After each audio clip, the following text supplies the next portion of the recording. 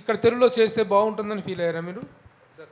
అంటే ఆ తెలుగు ప్రేక్షకులకు ఆ నేటివిటీ అనేటువంటిది ఎలా కనెక్ట్ అవుతుంది అనుకున్నారు?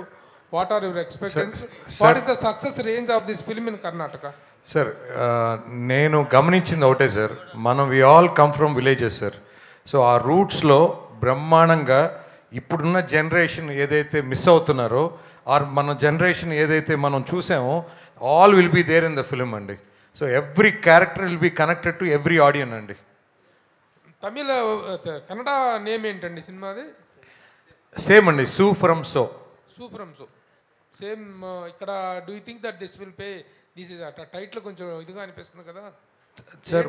అబ్రివేషన్ క్లారిటీ ఏమి ఇస్తున్నారు సార్? అది ఆల్రెడీ ట్రైలర్లో కూడా చెప్పారు సార్, సులోచన ఫ్రమ్ సోమేశ్వరం అని. సో బేసిక్గా ఆ టైటిల్ని సూ ఫ్రమ్ సో అని పెట్టారు. బట్ మీరు సినిమాకి వెళ్ళిన తర్వాత అంతా సూపర్గానే ఉంటుంది సార్.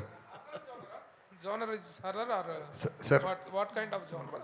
సార్ ఇది ఫుల్ లెంత్ హార్ అంటే లాఫ్టర్ రైట్ అనండి. బట్ ఇప్పుడు మీరు ఏదైతే ట్రైలర్ చూసారో అది ఓన్లీ ఒక 20% ఆఫ్ ద ఫిలిం అండి. ఇంకా 80% డిఫరెంట్ స్టోరీ ఉందండి సినిమాలో. నవీన్ గారు సార్, ఇండస్ట్రీలో స్ట్రైక్ జరుగుతోంది. ఉస్తాద్ సినిమాకి ఏ మేరకు ఎఫెక్ట్ అయింది అనుకున్న? యాక్చువల్గా ఉస్తాద్ సినిమా